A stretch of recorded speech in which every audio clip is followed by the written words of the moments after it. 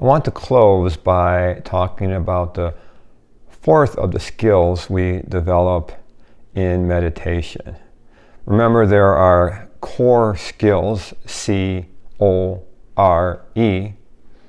in meditation. C is concentration, this capacity to focus our attention in a single-minded fashion on some point, and in so doing, we train the brain that everything else, including our tinnitus, is unimportant. There is the capacity of observation that allows us not to be overwhelmed by our distressing thoughts about tinnitus, but to notice them, let them pass like clouds in the sky or leaves on a river, and return to whatever it is we are doing in the present moment. There is the skill of relaxation, the ability through meditation and breathing practices to assist our body in getting out of this activated state of fight or flight. And finally, there is E, which is equilibrium.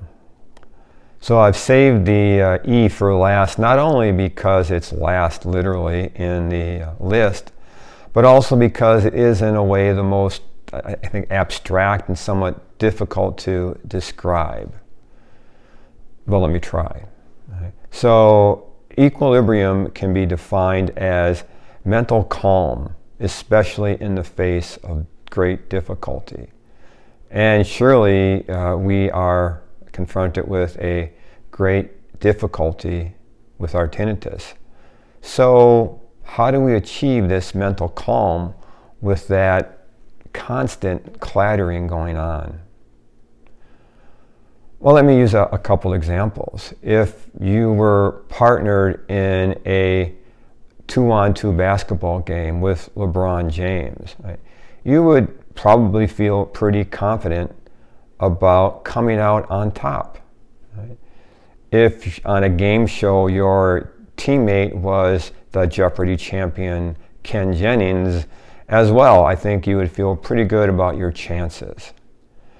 And in the same way, we actually have contact with not just a source of human wisdom or greatness, but with an eternal source of wisdom that is there waiting for all of us. The universe has not left us alone and undefended in the face of great difficulty. This is a truth that all the world spiritual traditions and philosophies attest to. In Hinduism, there is the central tenet of that art thou, that the essence that you have is actually identical with the universal essence, with the divine. In Buddhism, there exists the idea of the Buddha nature. Taoists have our connection with the unchangeable Tao. And in Christianity, we have the line in the Bible, the kingdom of God is within.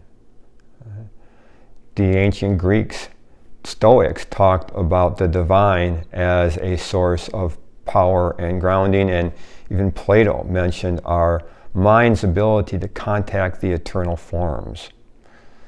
More recently, in our own traditions, the American transcendentalists like Emerson, Thoreau have appealed to nature as a source of eternal truth, solace, and peace and wisdom. And let's not forget the American philosopher Jerry Garcia talking about a fountain that was not made by the hands of man. Modern psychology is on board with this idea as well, this notion that we have an eternal source of wisdom that is something we can appeal to as a basis for solace, wisdom, and action going forward. This is probably best known or best illustrated by the Swiss psychologist Carl Jung, who talked about archetypes, eternal archetypes that are there to guide us in our actions and our decisions in life. But even more recently, something as probably as secular as Dialectical behavior therapy refers to our capacity for wise mind that we know when we have inner wisdom. And internal family system talks about the true self, the self that's not a part, that is there again as a source of wisdom that we can appeal to. So this inherent wisdom is something that is there for us, is waiting for us to tap into, that we all have access to, and we've all used it at times. When I referred at the start of the class to your asking you to review some of the challenges that you had undergone in your life, and the resiliency and the skills and what you appealed to, the traits you appealed to in order to overcome those challenges. This was you wouldn't have overcome those challenges without access to some sort of internal source of wisdom, strength, and power. So this is something you have access to. It's there for us. We can tap into it at any time. Meditation is one way that leads us there, although it's not the only way, and you may have other paths there. But through meditation, we can quiet the mind and access this observer self that can watch what we're going through, stand back, and not be influenced by it. And Thoreau speaks of how he can either be driftwood in the stream or Indra watching the stream. This is a capacity we all possess. And this distancing is not disassociation. It's a recognition of a fundamental reality that there is a part of us that is unhindered by any activity and untouchable.